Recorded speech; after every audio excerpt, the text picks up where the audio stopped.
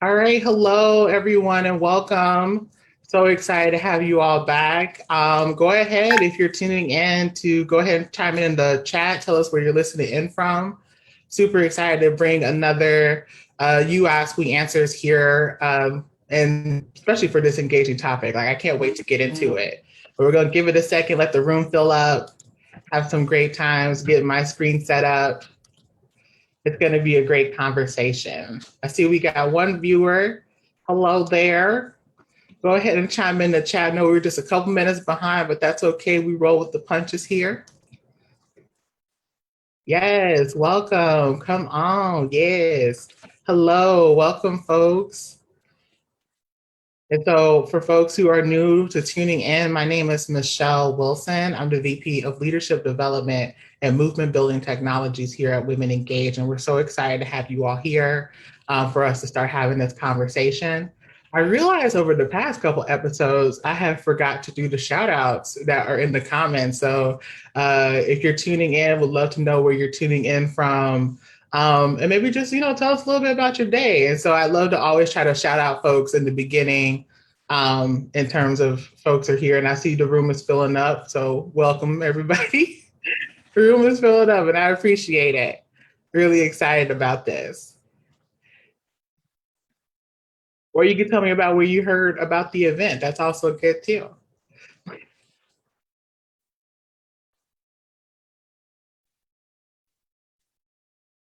All right. And so I just want to thank everybody for tuning in today. Today's topic is going to be on Black maternal and infant care. But before we get that, I just want to recap some amazing things that are going on here at Women Engage. If you didn't get a chance to check it out, yesterday our CEO, co-founder, and president, Malika Redman, was featured on an inaugural podcast, inaugural podcast. I think it was called Political's the recast. There we go. Sorry, a little bit of a tongue twister. And so if you didn't get a chance to check that out, I would highly encourage folks to check that out. It was a very powerful panel discussion. Malika was dropping gems, of course. And so definitely make sure to check that out as well. And for folks who are tuning in, if you feel like you can't make it the entire time, that's okay. We always upload these to our YouTube page. So if you haven't already, make sure to go ahead and subscribe to our YouTube page. And one thing that we've also started adding is live tweeting to the show. So you can feel free to join the conversation. And that's going to be at Women Engage on Twitter, just like that. And last but not least, this topic is really important to us. And this week, rolling out our hashtag Why We Fight, knowing that in this nation, in this country, that Black maternal mortality is an issue that happens across the board for folks. And that we want to make sure that we are really addressing and speaking to this with lived experiences that are well informed about this. And so, hello, Natty, welcome. Okay, research project. We appreciate you for tuning in on this one. Like for us at Women Engage, we really are pushing big, especially here in Georgia, to expand Medicaid access to really deal with this issue head on. Because again, Black maternal mortality happens at a disproportionate rate to our communities than it does to our white counterparts. And so I thank you so much for being here, and I'm excited to have you with us. And so the person that we have here today is Erica Shoemate. And so I'm going to read a bit of her bio off to you all so you guys could just know how amazing she is. But I will just let you all know now. I had the pleasure of talking to her on the phone earlier this week. And when I tell you that you are in for a treat, you really are. This is going to be some very powerful storytelling and about advocacy, about the journey in which we are navigating healthcare. And so I'm being told you guys can't see me. Give us 1 second and we will bring that up.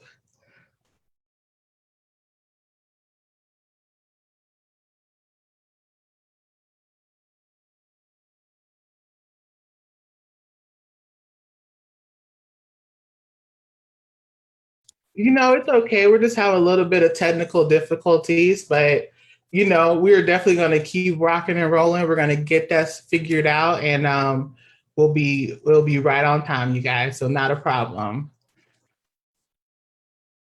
But in the meantime, if we don't have the visual at the moment, We'll be bringing it back up. So if you just be patient with us, we'll have it up in just a moment.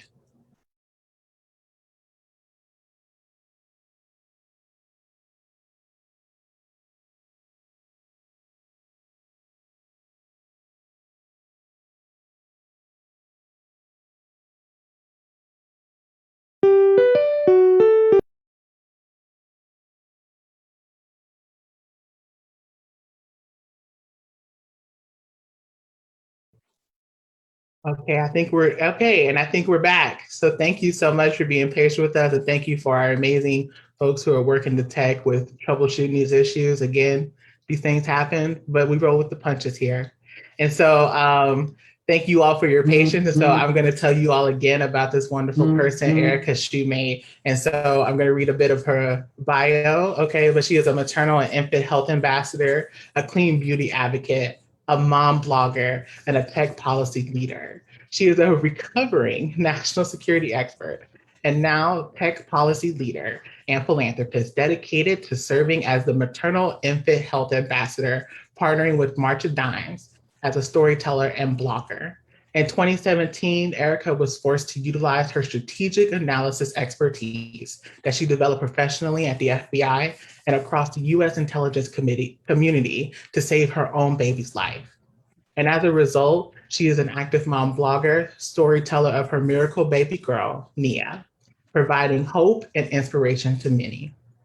Erica's philanthropy efforts include maternal health, women's and reproductive health, clean beauty advocacy. Erica's expertise and passion are centered on moms and babies with complex medical diagnoses and cleaner health and beauty products as a result of her own unimaginable pregnancy and motherhood journey destined to end in her baby's death. She knows that neonatal intensive care unit all too well, enduring a grueling 118-day NICU stay in 2 different hospitals and states, and navigating the pediatric cardiac ICU. She works closely with clinical experts as a patient experience champion, helping other families understand their rights and navigation of extended hospitalizations. Erica and Nia's advocacy efforts included being featured in the March of Dimes 2019 and 2020 National Campaign Initiative, It's Not Fine, to raise awareness on maternal and infant health crisis here in the United States.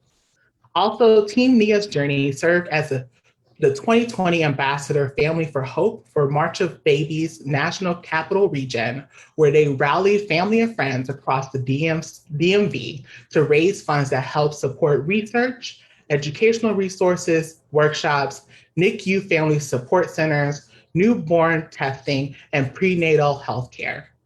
Team Nia's Journey is committed to continuing raising funds for March of Babies 2021. Also, Erica strives to further her policy and advocacy work through serving on 2 NICU advisory councils at the INOVA Children's Hospital and Dew Point Children's Hospital, respectively. Erica is also an entrepreneur in the clean beauty partnering with Beauty Counter. She is an active member of Alpha Kappa Alpha Sorority Incorporated, Chi Beta Omega chapter located in Northern Virginia. She is a native of Mississippi, Tennessee, and she currently resides in Alexandria, Virginia with her husband, Antoine, and Miracle 3-nager, Nia Alexandria. Oh, sorry if I misspoke. I believe I thought I said a native of Memphis, Tennessee. And so I just would love for you all to join me and welcome me, Erica Shoemate, onto the stage. Yes. Hello, Erica. Hi.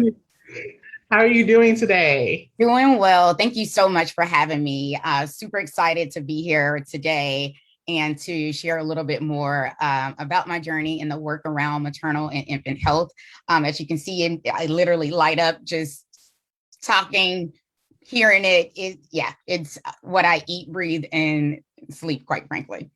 Yeah, I understand. And I will just say that like the passion that you have on this issue is just, it's infectious. Okay. Like I was like, I mentioned at the top of the show, but when I talked to you, I just felt so inspired after just speaking to you with like, I think for just 20 minutes. So like about your journey with this, and also too, what I think is so beautiful about it is that you blend so well your expertise along with your lived experiences, which I think is just so critical. So I think like let's go ahead and just dive right in. I would love to just start talking about, I guess, like your journey into maternal health care, right? Yeah. And like I guess we could start there. Yeah, like so I'll give a little bit short kind of background about Nia's journey and what that means for me. My husband, who I cannot overstate, is truly a partner in this thing called life and parenthood. Sometimes I actually think he does much better than I do. He's very structured and it's super helpful. So shout out to my husband. So our story begins in 2017, actually. Before that, for those that are on the call thinking about infertility, if you're suffering from that. So I thought that that was going to be my story.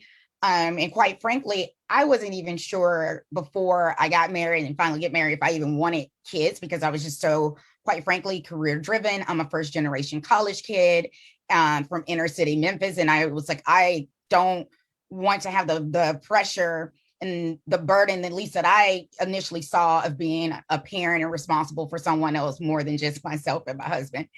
And but when you talk about women's and reproductive health, I had gone to my OBGYN the year before. I was like, well, check me out, my yearly, and I want to do some additional tests because the type A person in me was like, I just still got to know all the things. And she was like, your ovarian hormone level is like super low. And she was like, well, couldn't be anything, could be at the time still on birth control. And so I was like, okay, fine. And so she's like, the only way to know is you have to get off birth control, et cetera, et cetera. So I did that a few months down the road. I had actually spent some time overseas in my former life. And so as a national security expert and analyst. And so when I came back at the end of 16 and then going into 17, got tested again, saying the same thing. And she was like, okay, I'm going to send you to an infertility specialist. And at that appointment, and keep in mind, what I have to state is at the appointment before that, I had actually had an ultrasound. So I know that there was like no baby in my uterus on January 2nd of 2017. Fast forward to February 5th, of 2017, I actually go to the fertility specialist, and he's like, yeah, for your age, at the time I was 32, 33, I think, something like that. And he was like, yeah, for you to still be so young, these numbers don't seem right. And so he mentioned he would do, additional procedures and all these amazing things I was supposed to start doing actually that weekend. Well, that Wednesday, the same day, my sister comes to my house and she asks me, like, out of the blues, my youngest sister, like, are you pregnant? And I'm like, what are you talking about? And for those who are from the South, she's like, I had a dream about some fish. And I'm like, what are you talking about? And I was like, no, I got this folder of things that I need to do. And so I just kind of brushed it off. That weekend, I was supposed to start my cycle and didn't come, but I was just like, I'm just getting back from traveling, etc. Well, by that Sunday, I was like, something's not right. I don't feel right. What's going on? And so knowing your body. So talking about the women's and reproductive health, and women who are pregnant or have been pregnant will know exactly what I'm talking about. My breasts were like not only tender, they were just hard, and they were like, whoa. And I was like, maybe I should just go get a test. All these negative pregnancy tests, this would be negative too. Well, took the pregnancy test Sunday night because we normally go to the grocery store after church. Took the test, and sure enough, I was super pregnant. So my sister clearly knew something I did not know. And she actually said, and stay with me here. When we were talking about her dream, she went as far as to say that I had a little girl who came out with a head full of hair. And Michelle, you've seen pictures of my baby. She has a lot of hair. And I was like, this is like the foreshadowing was like crazy. So fast forward to week 20. Before then, I had a super uneventful pregnancy. And at week 20, my baby was measuring a few weeks behind. But again, I chalked it up to like, oh, okay, I'm tiny. she'll probably just be a tiny baby. Well, on June 1st, 2017, our lives changed forever.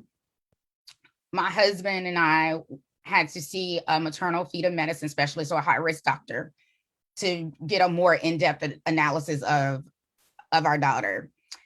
And I knew immediately something was wrong because the room just felt cold. Like I was, the sonographer had walked out, brought the doctor back in, and before he could even turn around and tell me exactly what was going on, I just burst into tears.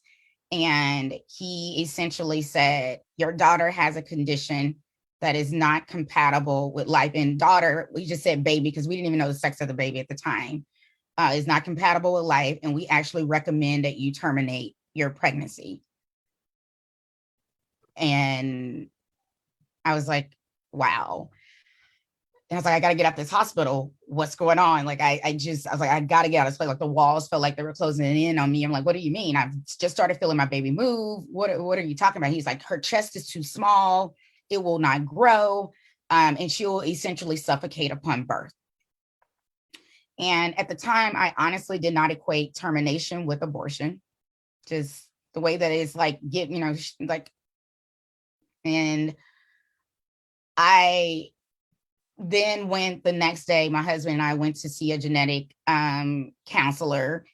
And just for the group's awareness, I had done all the prenatal screening at the 10 to the 11-week mark, and that showed nothing. So with Nia's condition, those tests would have never caught her condition.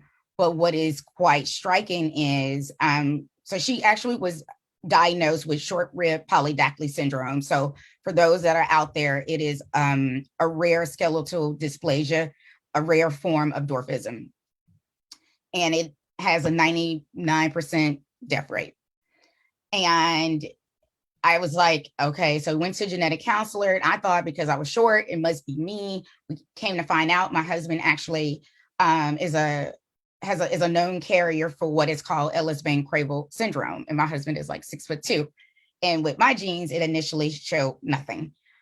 And at that particular appointment, we actually, was trying to decide what are we going to do. Like, always remind people, if you're someone that's religious or spiritual, don't allow your religion to fool the matters of your heart, because you don't know, quite frankly, until you're in those situations, what you would do. And fast forward, I got a second opinion. Saw another genetic counselor, and sure enough, this maternal fetal medicine doctor said the same thing. Nope, you went to a doctor who is literally renowned in skeletal dysplasia. And I was like, I'm not trying to hear that. What you gonna do to help me save my baby? And she also recommended termination as well. And she was like, I'm telling you this. So I'm a Christian woman. She's like, I'm a Christian woman, and I've gone through quite a few losses of my own.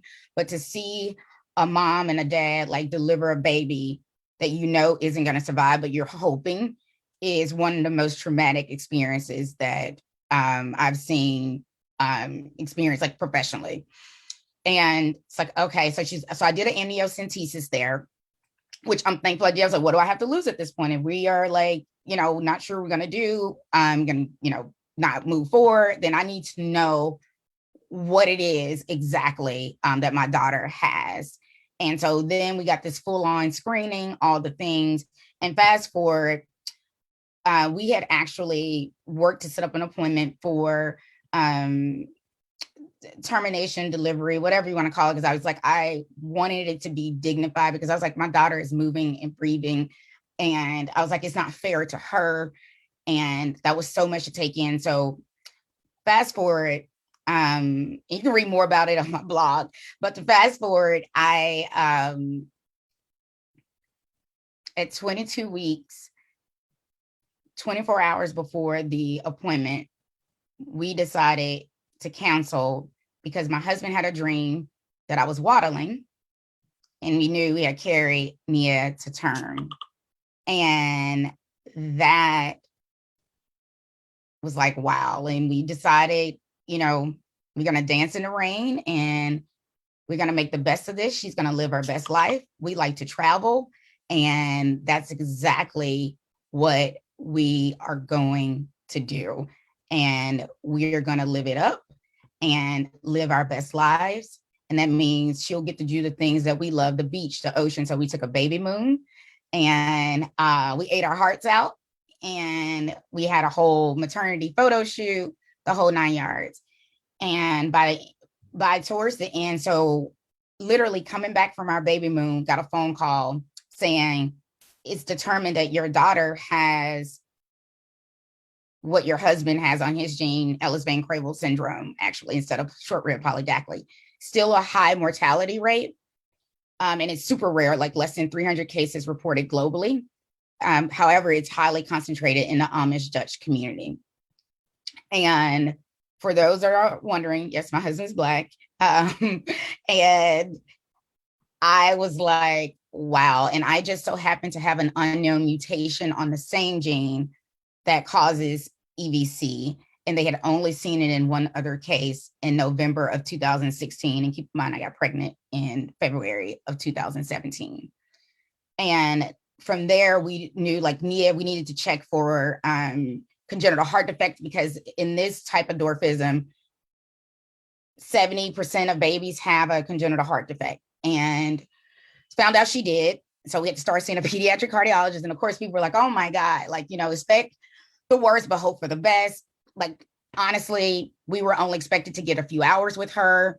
We actually had planned for her funeral, and she actually took a picture in her memorial gown, what was supposed to be her memorial gown, when she came home.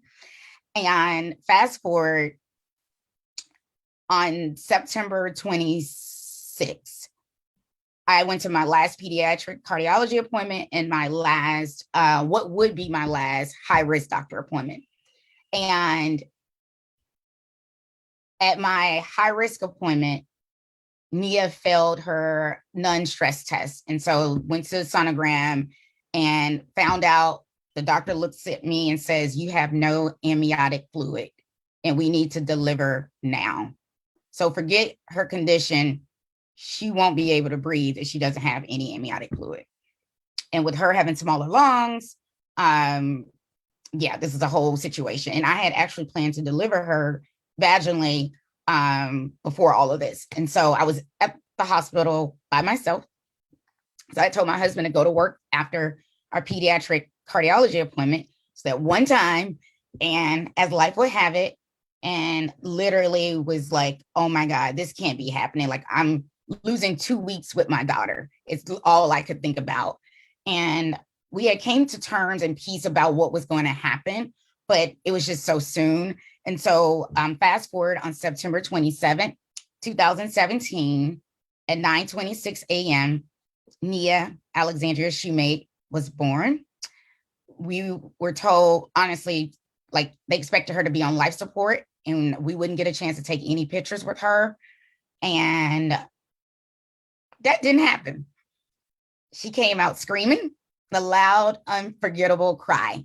And the operating room was just shocked. It was full of people, full of NICU professionals, respiratory therapists, the whole 9 yards. Like, they expected a blue baby. Great labor and delivery team. And we actually got a chance to take pictures with her. She only needed CPAP, no intubation. So she needed no breathing tube. And that was just not expected. I mean, I spent the last 17 weeks of my pregnancy stressed, depressed, anxiety, waiting for my baby's birthday and death day. And no woman, no mom or dad, quite frankly, should have to ever endure that. And really trying to figure out, how do you go on and move on? I feel like that day on June 1st, a lot of my old self died. And I've been transformed. I am forever changed, chemically, physically, mentally, and emotionally. And Nia spent, as you said, 118 days in 2 different NICUs, but at 2 months, Nia was one of the most stable babies in the NICU. And she coded twice on November 27th, 2017. And the last time we thought Nia had died, like, they had to bag her over and over. And I'm like, it was like nothing we had seen before. And I am just incredibly grateful for her primary neonatologist at the first hospital for actually staying at work late because he believed in her. He was like, she's a fighter, even though she was breathing super fast. He's like, I do not want to intubate her. And he watched her and stayed because there were other people who had different opinions about her needing to be intubated. And thankfully, she was not. But a week later, we actually transferred her to DuPont Children's Hospital, and specifically because they are experts in skeletal dysplasia, and specifically because they see more patients with Ellis Van Creveld due to the Amish Dutch community being so close to Delaware. And never thought that I would have to like be traveling and, you know, trying to make life work, but whatever it took to save Nia's life. And we're incredibly grateful that we did, because she looked like a completely different baby 48 hours after her arrival. And she graduated from the NICU finally on January 24th, 2018. And she came home, had, you know, machines and G tubes, you know, all of your complex medical needs, mama, daddy, you understand what I'm talking about. G tube, feeding pump, a trilogy vent, and it wasn't for intubation, it was for her CPAP. All these things, nursing care, you name it, and having to navigate and learn so much and so quickly. And the one thing that I want to highlight through all of this, and I know we'll dig a little deep in a little bit more, is I had to learn really quickly, like my husband and I'm a research queen, so I had like my ducks in a row of like what needed to happen, but there were things I did not know. And one thing I'll highlight is that maternal mental health piece. Nia, after she came home from the NICU, she had an unexpected hospitalization that almost like took me out mentally. Went to the emergency room, and then the monitors went off, and I just started like bawling. And I knew I was not okay. And ultimately, I learned that I was diagnosed with postpartum anxiety and PTSD as a result of my daughter's journey. And having an incredible behavioral health team has been instrumental. And me being able to be so courageous and share my story and tell it so that other women don't have to experience this journey, their own unique journeys alone. And other moms have reached out to me where they've had a healthy pregnancy and a healthy delivery. Postpartum is real, and it's not just depression. Anxiety is real as well. And like trying to clump them both into the same, I think, is also not good. And I think that it is so important to call those things out. And so a little bit more about, you know, Nia's journey. And the last thing is she had open heart surgery on April 16th, 2019. That was scary just because it's open heart surgery, but was even more scary, it was her heart stopped before they could get on bypass. So this little warrior is everything. And the one thing I did not state about her birth story was the doctor's like, forget her condition. I mean, she had the umbilical cord was like wrapped like a ridiculous amount of times. And I had a velamentous cord insertion, VCI, which was not diagnosed and could have killed my baby. She could have been stillborn. Like my cord was not inserted properly and it was exposed, like the jellies that cover it, that are supposed to cover all the vessels, that wasn't, yeah. And so I'm just thankful and so grateful that I get to share Nia with the world, and in a way that I honestly never imagined. And I'm, again, just incredibly grateful to be here today.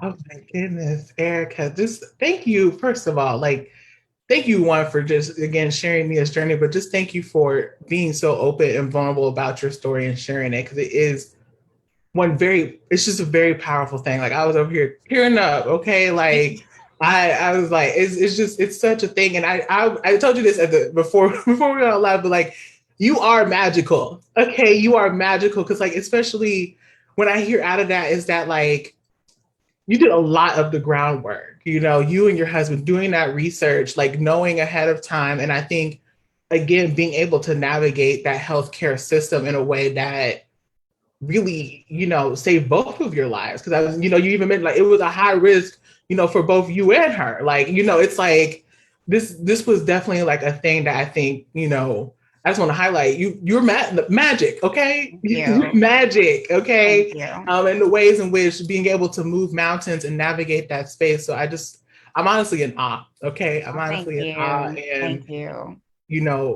It just continues to always light a fire about like the reasons of why, really trying to do this. And so I'm curious too. It's like after experiencing this, like what really called you into the advocacy Oh space? my God. Like, I mean, because it's like the people who are experiencing it, but I love how you've been able to take it and start talking about it and bringing it full circle around both not only the physical healthcare but mental health care. So I'm just curious about like what was that moment that you were like, we got to do something about this, because what I experienced wasn't it.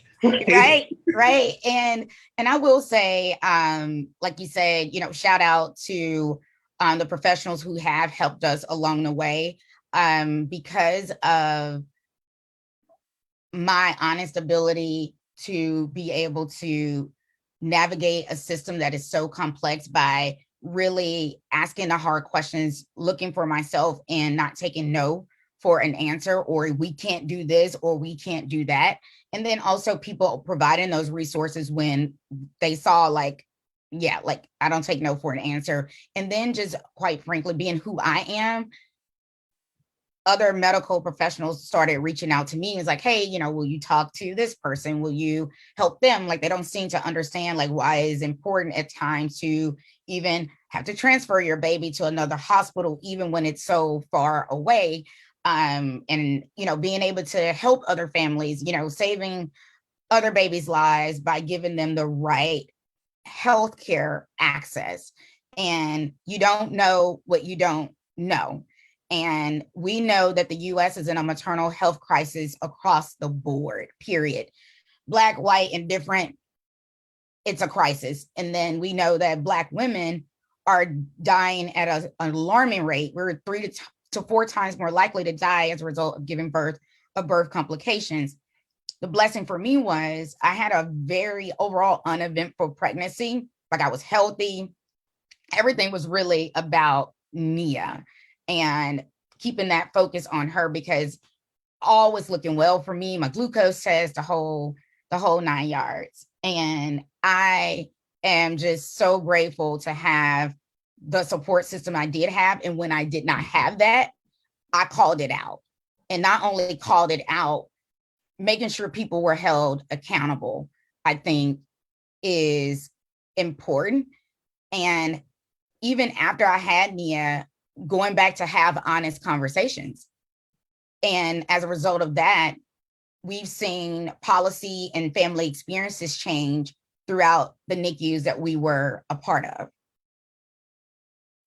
Yes. Oh my gosh. I appreciate you for sharing that, because to your point around the fact that like people, you don't know what you don't know, right? And that especially when navigating the healthcare system in turn, and it seems like really you're calling this being like that liaison to kind of be able to convey, right, between the healthcare providers and those who are receiving care. It's like, okay, let's discuss these kind of things, because it really does deserve a certain type of human element about it, like really bringing it down to earth. Because as we see with healthcare providers, they have their own things that they have to come up against. Exactly. And they're navigating these things. And then of course, as like patients and people who are seeking care, we have like a million things going on. And so I just really applaud you for being able like to really bring that into the center about it. Because I know, especially when we start talking about like access to healthcare, like at least here in Georgia, we haven't even expanded Medicaid, right?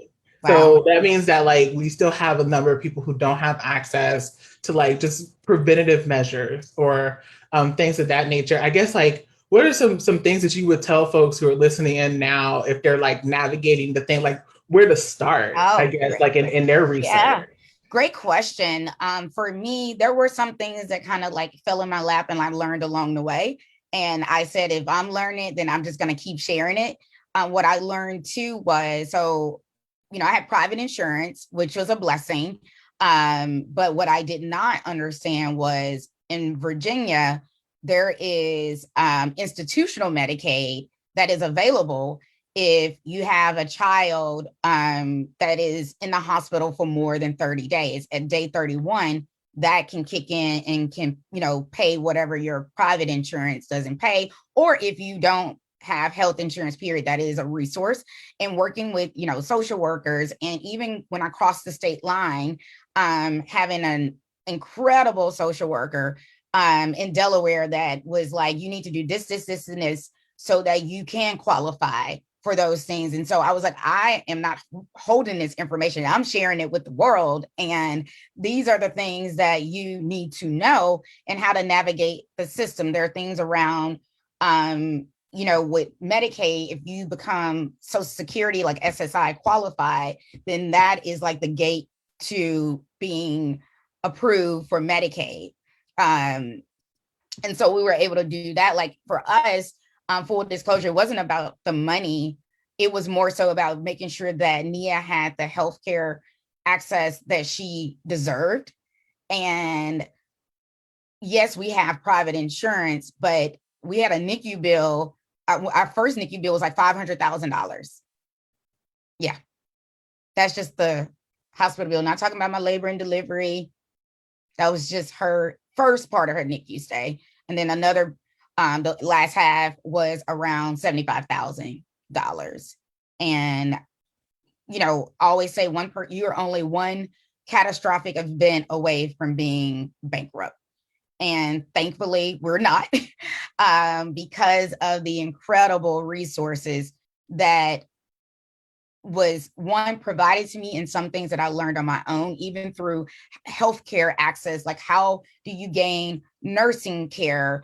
How do you gain, your respite hours when you are dealing with a complex medical needs child, and making sure that you have someone that is also going to advocate for you.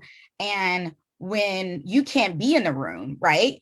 And so it is important to have the people who are the experts to be at the table that's working with you, and that they understand what your needs are.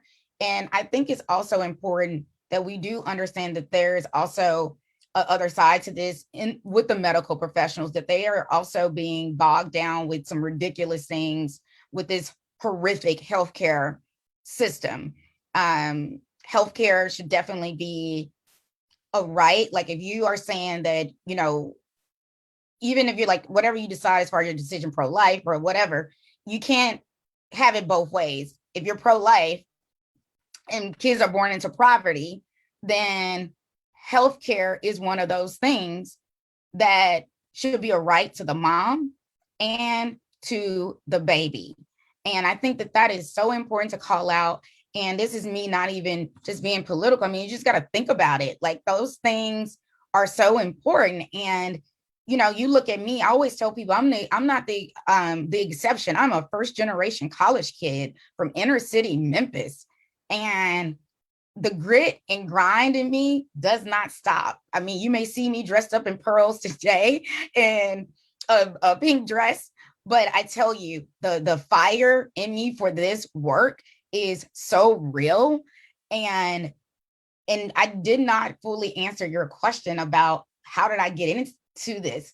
Really, Nia's journey brought me right into it, like almost like a seamless transition. And then I started working with March of Dimes in 2019, and really just propelling in a way and giving a voice to the voiceless. Because there are so many women, so many men that have babies, but may not even just have the strength, or maybe they're ashamed. I remember feeling guilty, ashamed, embarrassed because of my daughter's journey. What would people say? I'm short, so I was like, the short jokes and all these things that literally mortified me. Like, I was like, I don't want to show her and share her with the world. And I was told, like literally divine intervention, like, you have to do this work, and you will be a force to be reckoned with, because there are more people who need to hear raw and real from you, and you will be able to say it and show in a way that people can receive and understand. And I also think that that is important, that I cannot leave out, is that it's one thing to be educated, have education, but how do you bring it into a room where it can be received and palatable, and everyone believes that they are winning, and how they're winning is that they're saving moms, they're saving babies, and we're having family-centered care and access.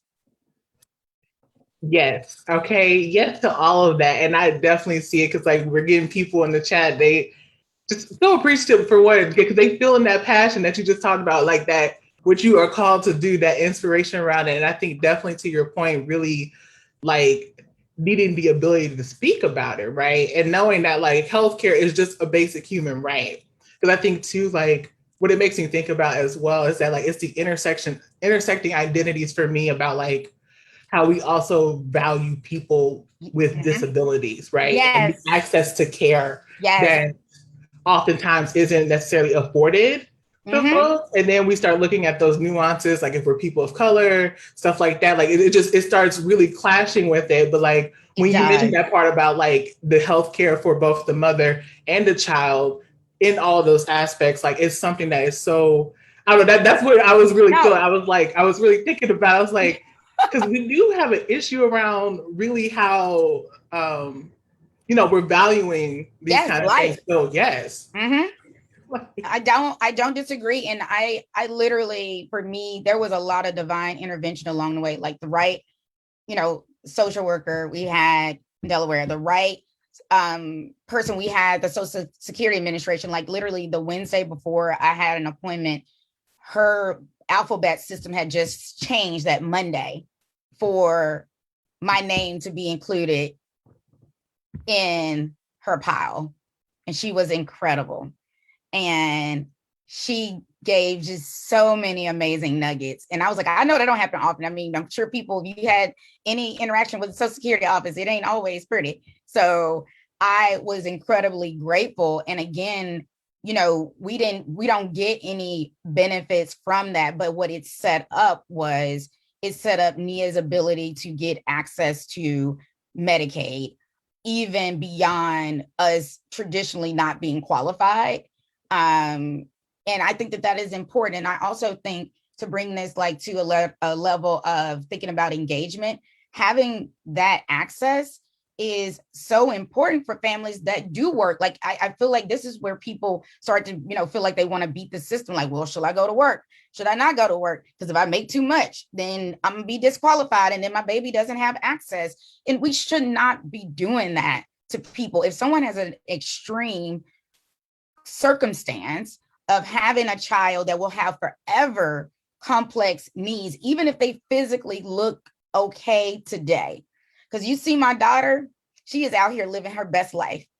And that doesn't mean she won't have life issues, right? We have to think about like how her bones grow, how her knees, like, her plates in her knees one day could be off center. That's gonna, reconstruction of that, and all these things that you cannot account for in the moment when you're looking at someone clinically and a snapshot in time. And so why would you like basically take someone off of a resource because you're like, well, they don't need it today, but then 6 months or a year down the road, they need it. And then you have all this ridiculous red tape and paperwork to get through for them to even gain the access again, when you knew that this child or this person with a disability was going to need these resources anyway.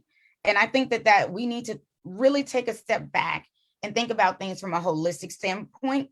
And like for Nia, like thankfully we have been able to really work with our healthcare experts for them to be able to articulate why Nia should continue with certain resources, the like. And for myself, from maternal mental health standpoint, prenatally, I actually started counseling, and that was helpful. And then through my postpartum phase, once I got back home, started with a new therapist that focuses specifically on maternal health. And that was incredible. Like having someone that is like, that is their work, their life's work, their passion, they get it, they understand it. And same for my MD medical team as well. That focus is really around maternal health. And I think that is important because it needs to be niche. Not to say you don't do other things, but to have that literally laser focus on the mom and the baby is incredibly important. And now we're hearing more about, like, postpartum can last up to a year. And one thing that people don't talk about is if you breastfeed past a year, those hormones have to go somewhere too. And so I breastfed, well, I exclusively pumped for 19 months. And what was not told to me is that, oh, your hormones are going to do a whole other thing once you stop pumping. And I think that that is something that also should be, if taking a deeper look into what happens after you stop breastfeeding and you stop exclusively pumping, and how does that impact your psyche. Yes. Oh my goodness. I'm just loving all of this, and the folks in the comments are popping, are saying the thing too, like how to your point, it's like someone lifted up like postnatal care and postpartum care really deserves community care, and I think really speaks to that family-centered approach. And like to your point, that it's like, yes, it's around the health practitioners, but when we all start looking at like the mental health practitioners, when we start looking at just the mechanics of it, and really, again, first of all, like normalizing these conversations, yes. Right? Like yes. Being able to like learn about these things so then we can all be better informed about it. Like, I'm just so inspired by everything that you're doing in terms of like, especially around this topic and being so open about sharing your story, because it's just needed. Like, it's real. Like, everybody's been like saying, that's why I was like, everybody's like, it's real. Like, we got someone who's like, yes, them hormones and breastfeeding is real. Okay. Like, hot flashes. I was like, wait, like literally, I'm like, I stopped breastfeeding like 3 months ago. I'm just now getting to a point where my body feels normalized. And I said 19 months, my baby is 3.5, about to be 4 in September. Like, it's real. And I was like, dear God, what is happening? Am I going through menopause? Like, and like I've said, like, it's so much I think that just is involved in the journey of maternity, the journey of motherhood, like the ways in which the bodies change, and that for me, it just, I don't know, for folks who are listening, like, if this doesn't tell you why we fight, okay, Amen. But like, it's for things like this is. Okay, like the reasons why we need to be fighting for these safety net programs, okay? Yes. Why we need to be fighting to make sure that people are being heard and understood, why we are fighting to make sure that people have access to these things, and just also that we have community. Like, we have community, right? And particularly in the Black community, I have literally turned, if I know in my family, they're like, oh boy, here she go talking about something else. The stigma, out the window. And I have been able to help other family members start to like really talk about it and getting help and really being okay. Like, it's okay to not be okay, but don't suffer in silence. And so I use my voice, like when I know, like when a friend has had a new baby, checking in, how are you doing? How are you feeling? Because, you may have a husband, you have a partner, and they just don't necessarily get it. And I know I went through that with my husband. I'm married, and he supported me. Like I said, he's been incredible along this journey. Like, I cannot leave him out of this. But there were times where we were like kind of at odds, because I'm like, I feel like crap. Like, I was a mess. The house was, was a mess. I mean, he keeps everything tidy, but like my closet was a mess. And that's how I was feeling in that moment. It was like I was just doing enough to survive the day, showing up at work as a leader, like I said, in the government, in national security, trying to be there for my team, being there for myself, and then trying to come home and being a mom. And I had to pump too. So I had to pump throughout the day, pump at home. And like, I was just exhausted, and I was just not in a space to be any more than what I was at that time. And those are growth points. I mean, it's been like the evolution of our marriage. It's like having to grow. And I'm speaking to that, and it's actually giving me chills, because I know that there is someone that is out there on the call that may be feeling this and going through it, or have gone through it. And it is really a challenge, because as a mom, what this baby, how it moves and how she or he, breathes, and like that's on the inside of you. And then they come out, like it's just a different journey. And I just want to remind moms and dads, like, be supportive. Like, even if like, your partner might be like not in the best place today is that's okay too. And just checking in. And this is a family, the community, checking in. If you have a friend that has had a baby and it doesn't stop after 6 weeks, after 8 weeks, you need to be checking in on them periodically. And even if they're overall fine, they might just need a break. I mean, we have been in a pandemic, hello. And that self-care is real. And I am, oh, there's life. And I am so incredibly grateful that I'm very intentional about that piece too.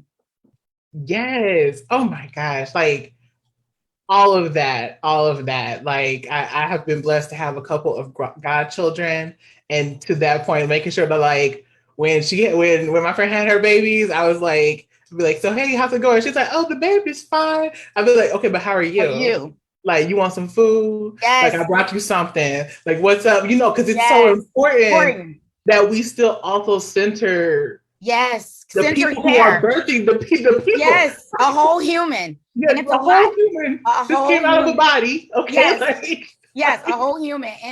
And the one thing I'll call out, and I just want to give a shout out to my community, my sorority sisters, my friends that are close, my friends that are afar, everyone. Like I had a meal train at the time. People were donating, people were stopping and bringing me food. And like I didn't have a baby shower because I thought my baby was going to die. So we didn't have anything. We had an empty room. And because we're like, we're not setting ourselves up, we're at peace, and this is what it is. So we have to like literally figure it all out. And our tribe was so amazing. Like, family and the non-family like was just over the top. And so I would say, take a look at your network, the people that you surround yourself with, and make sure they got your back when it gets hard. Like, you need to make sure you got people in your corner, because this is real. Like what I'm speaking to today is real. The ebbs and flows was, oh my God. I'm like, I look at myself like who I was before and who I am now. I'm like, wow, like I'm so much better. And the only person who really knew what I was experiencing is my husband. Like he saw the raw, he saw the real. And then having to also deal with being a leader, but also I was microaggressed previously after my daughter was born, due to having to be on and off. And that's another thing. If you are a leader and you have someone that is going through, and especially if they are a new mom, like just being a humanity in general, but especially if someone is a new mom and they're just trying to survive today, take it light. Like, don't make them feel like they have to be anything but themselves, even if they are a leader. Some days are just shitty, and it's hard. It's really hard. And like literally at the professional level, I'm so happy that, the federal government has finally implemented, leave.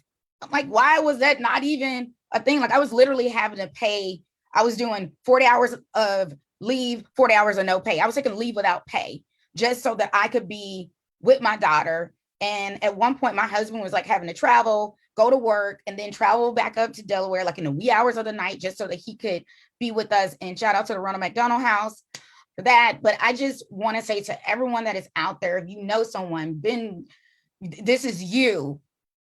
It is okay to not be okay, but don't suffer in silence, and make sure you got a tribe. If you feel like you don't have a tribe today, get you one. ooh, you just gave me chills, okay? Because like even to your point around like leaders need time to also take time away to heal and recoup and pour back into our cups, right? Amen. I love that. And I know we were coming up on the hour, but I really wanted to touch on this next part too about like because in your work, right, we also talked a little bit about it in your bio, the Clean Beauty Initiative, and how you also tie that into reproductive health care as well. And so I know it's a little bit of a pivot because I could talk to you all day, okay? But like I do really want to touch too about how your work that you're doing with the Clean Beauty initiative, and then how you're connecting that into reproductive health care. Absolutely. I'll quickly touch on that. Yes. Clean Beauty became a real thing for me, just us growing. Like you can't unlearn what you've learned.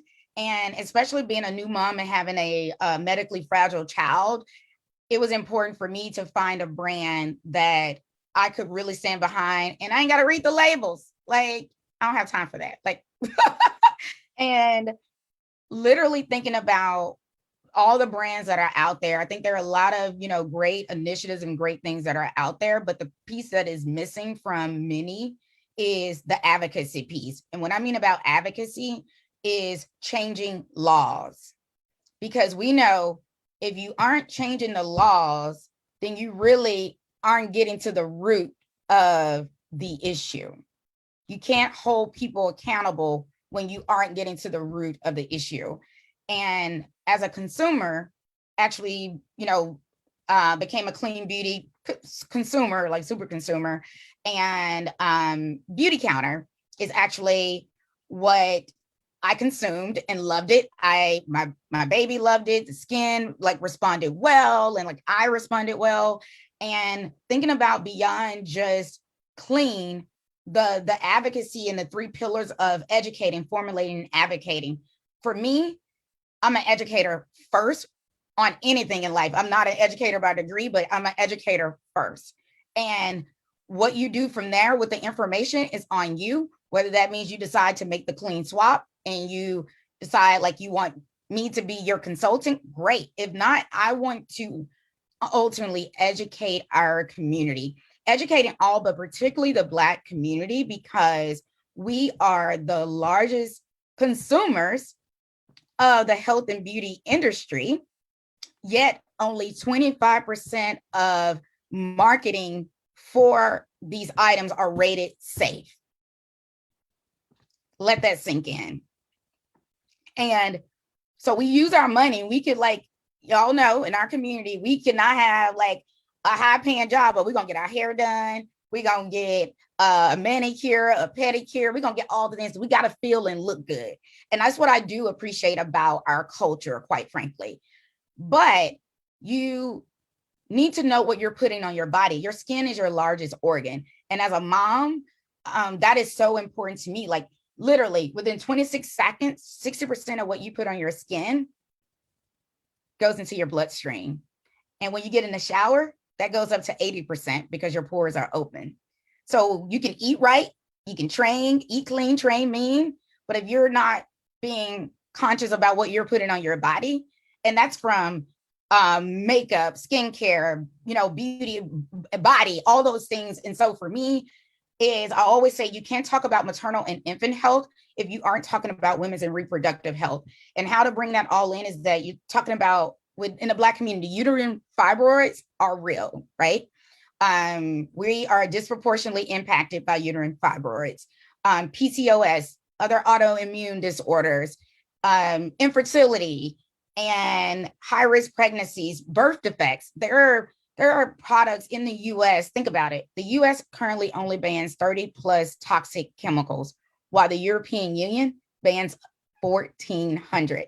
And in Canada, 600. Yet these same companies that operate here in the US have to follow the regulations in those countries. So why aren't we forcing these companies to do the exact same thing? And so Beauty Counter, since its inception in 2013, has been working to change that. And when Beauty Counter started, there were only 11 ingredients that were banned in the US, and now we're at 30 plus. And over the last 8 years, we've been able to help successfully pass 9 clean beauty bills. And our CEO was the first clean beauty executive to actually testify on the Hill about the toxic ingredients that are here. And we aren't doing anything about it. And that was literally December 2019. And then the pandemic happened. So just wanted to highlight that, you heard a little bit of information here, and just know you can't unlearn what you have heard today. And that is what makes the clean beauty mission of Beauty Counter so different from any other brand, is that advocacy is real. We go to Capitol Hill and advocate and lobby as consultants to do this work. So it's real. It's not just about selling lipstick. It is really a movement. And I would literally charge anyone that's on this call to take a look at your cabinet, take a look at what you use on your baby, look up the EWG.org organization. You can put those items in the list and it'll tell you how toxic it is or not. And that is a nonprofit organization. And I think that that is incredible and a lot of work that is being done in that area. And so that's why I'm so passionate about it. Because I mean, we got to wash our bodies anyway, right? So I'm like, why not be intentional about that? And that is why I continue to do what I do through Beauty Counter, maternal and infant health, and honestly, being a leader in tech policy. Policy is the bread and butter of who I am. Oh my goodness, this has been amazing. Like I don't know for folks listening. Okay, I don't know how y'all feeling, but I know how I'm feeling, and ooh, I am feeling full, and I'm just so thankful for you for just joining us this week, and like again sharing your magic with us, sharing your story, sharing Nia's journey with us. And folks, if you saw it in the comments, make sure you check out the blog, the YouTube video. We're also got here, check out the National Women's Health Network, right? I see that in the comments, and you know, they're aligned with your advocacy too. Yeah. So they're suggesting, yeah, the National Women's Health Network. Thank you for that. Thank And so you. that's also in the comments too. So like, I just want to say thank you again. And so usually for me at the very end, I always like to ask our speakers, just like, you know, especially because of the year that we had, but also because of the topic that we just talked about. Yeah. We talked about it a little bit already, but wanted to just touch on like, what are some things nowadays that you're doing to practice self-care and joy, or things that are bringing you joy in your life? I know right now for me, I'm playing with my dog. I just got him recently. And I do video games with a friend of mine. Oh, And so those are things that bring joy for me, but I would love just to end it out to hear some of the things that are bringing joy or that, you know, you use yeah. for self-care. Yeah. So I journal. I do a prayer journal. Do I get to do it every day? No. Um, and also what is important for me, I gotta go have some self-care, like getting out the house, um, nails, no, manicure, pedicure, like those things, like once we're able to do it and like where the place that I go to, super like they understand like I have a cardiac baby. And so they do a fantastic job of ensuring, you know, the safety and you know, putting all those precautions in place. And so that is one thing that I do. And also just taking, like I've started reincorporating walks. I did it at the beginning of the pandemic and was working out, but I also just recently had surgery a couple months ago. So I've kind of been off, not being able to work out like I want to. And so that has been incredibly hard. So how do I bring my mind back? It's meditation for me. That's the maintenance piece of like self-care and self-maintenance. Like I was never a meditator before the pandemic. I was like, my mind goes too fast. I don't have time to slow down. And what I learned was your mind can stray even in your meditation, but not being so hard on yourself and trying to be a perfectionist is also okay. And so those 5 to 10 minutes of just breathing and thinking about like gratitude, empathy, because you know empathy is big, but if you don't even have empathy for yourself, how can you have empathy for anyone else? And also acceptance. And so that meditation piece is actually what makes me whole. And you want to laugh. What also is my self-care is doing clean beauty. I'm not joking. Like my husband, I told him, I'm going to quit. He was like, you can't quit. You light up like a Christmas tree. Like when you are, you know, educating people about it and how passionate you are and what you know it has done for our family. And that was incredible too, because it said, you know, women empowering women and women and uplifting women. And I'm part of like the largest multicultural team within the company. And it's always positive. It's always love and small wins, big wins, together we rise. And I think that that is so important in this day and time. Yes. Thank you so much. I want to just thank you again, and thank you to everyone who is viewing this, whether it's now or in the future. And so you heard it here first. And so make sure you stay connected with Nia's journey and the amazing things that Erica is doing. And so, we'll be back at it again with another episode of You Ask We Answers. We're nearing the end of our second season, June 17th. And so really excited. But again, thank you again so much, Erica, for your vulnerability, again, sharing the journey of Nia. And also thank you to your husband, okay? Yes. I know you shouted him out a few times, and I just want to say, if he listened, thank you to you too. And so thank you all so much. And I hope everyone out there has a great day. Yes, thank you so much.